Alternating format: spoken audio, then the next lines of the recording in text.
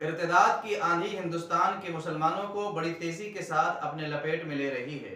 ارتداد سے نپٹنے کے لیے آپ کو تاریخ کا جاننا بے حد ضروری ہے۔ میں بالخصوص علماء ہندوستان سے اور دانشوران قوم و ملت سے گزارش کروں گا کہ 19ویں صدی کی آخری اور 20ویں صدی کے شروعات کی تاریخ آپ ضرور پڑھیں، تاکہ آپ ارتداد کو سمجھ سکیں اور آپ کو معلوم ہو سکے کہ اس کا مقابلہ کیسے کرنا چاہیے۔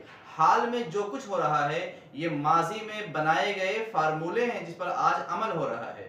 آپ کو یہ جان کر بھی حیرت ہوگی کہ جب ماضی میں ارتداد بڑی تیزی کے ساتھ بڑھا تو اس وقت ہمارے اکابرین نے تحریری، تقریری اور تدریسی تینوں میدانوں میں زبردست طریقے سے کام کیا اور تعاقب کیا۔ جب پنڈت شردانند صاحب اپنے کرتب دکھا رہے تھے تو صدر الافاضل علامہ نعیم الدین مراد آبادی دہلی، بریلی، لکھنؤ اور کلکتہ تک ان کا تعاقب کر رہے تھے۔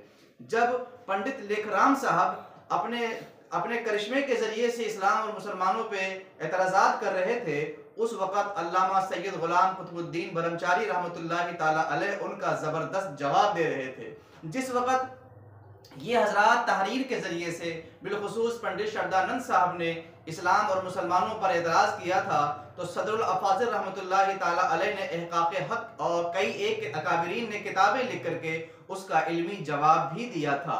19ویں صدی کے اخیر میں اور 20ویں صدی کے شروع میں جب یہ تحریک زوروں پر تھی، اس وقت بڑے بڑے اکابرین نے اپنی ذمہ داری کو سمجھا تھا۔ شعراء اپنی شاعری کے ذریعے سے، خطبہ اپنے خطاب کے ذریعے سے، پیرانے اپنے اعظام اپنے مریدوں کے ذریعے سے اسلام و سنیت کی نشر و اشاعت کر رہے تھے۔ مگر آج ہمارے دور میں یہ دوبارہ وہی تحریک کام کر رہی ہے، مگر ازالہ شبہات کے لیے شاعروں کی شاعری، خطبہ کا خطاب کام نہیں آ رہا ہے اور کوئی علمی میدان میں نظر نہیں آتا۔ جو لوگ اس میدان میں کام کرنا چاہتے ہیں ان کو چاہیے کہ وہ کتابوں پر بڑی گہری نظر رکھیں اور حال کو سمجھنے کے لیے ماضی کا جاننا بے حد ضروری ہے۔ اگر آپ حال پر کوئی کام کرنا چاہتے ہیں اور ماضی سے بے خبر ہیں تو آپ کوئی بڑا کارنامہ انجام نہیں دے سکتے۔ یاد رہے، ماضی اور حال میں کچھ سیاسی فرق ہوا ہے، اسے بھی آپ کو پیش نظر رکھنا ہوگا۔ ہمیں اپنے اسلام کی خوبیاں اور کمالات اور ان کی عظمتوں کو پیش کرنا ہوگا اور ساتھ ہی ساتھ ازالہ شبہات بھی احسن انداز میں اور داعیانہ انداز میں کرنا ہوگا۔ ماضی میں جس انداز میں ہمارے علماء جواب دے رہے تھے وہ انداز اس زمانے میں کام نہیں آئے گا، اور اس انداز میں اس زمانے میں کام کرنے پر فتنہ پیدا ہونے کا اندیشہ ہے۔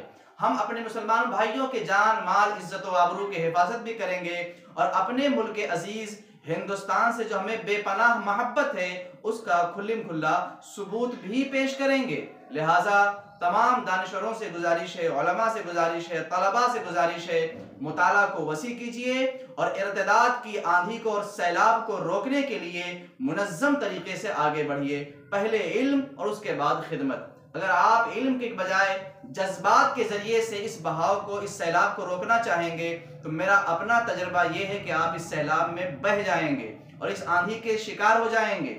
جذبات سے نہیں، علم کی روشنی سے اس سیلاب کو روکیں۔ صرف لڑکیاں ہی نہیں، لڑکے بھی کثرت سے مرتد ہو رہے ہیں۔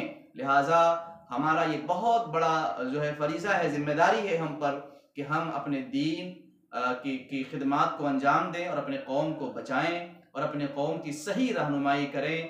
3 ذرائع ہیں جس کے ذریعے سے ہم قوم کی رہنمائی کر سکتے ہیں۔ نمبر 1 مسجد، کیونکہ مسجد سے عوام جڑی ہوتی ہے کسی حد تک۔ نمبر 2 جلسہ، جلسے سے عوام جڑی ہوتی ہے کسی حد تک۔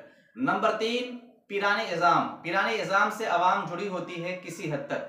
پھر اس کے بعد اور میدان ہیں تدریس، تحریر وغیرہ وغیرہ۔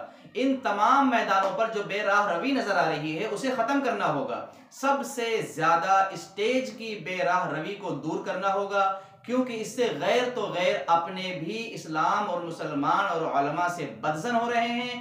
اسٹیج کی بے راہ روی نے نوجوانوں کو اسلام سے دور کیا، بچیوں کو اسلام پر شک پیدا کیا۔ بے موقع بیان کی وجہ سے نوجوان نسل اور تعلیم یافتہ طبقہ اسٹیجوں سے نفرت کرنے لگا اور ہمارے کچھ غلط لوگوں کے کرتوت کی وجہ سے علماء پر انگلیاں اٹھانے لگے ہیں۔ لہٰذا ان تمام چیزوں کو درست کیجئے۔ مسجد سے خطاب منظم طریقے سے، جلسے سے خطاب بامقصد ہونا چاہیے اور پیران اعظام اپنے مریدین کی صحیح تربیت کریں تاکہ دین و اسلام کی حفاظت ہو سکے۔ خدائے قدیر و جبار وہ تمام علماء جو اس میدان میں کام کر رہے ہیں، اللہ انہیں مزید ترقی عطا فرمائے۔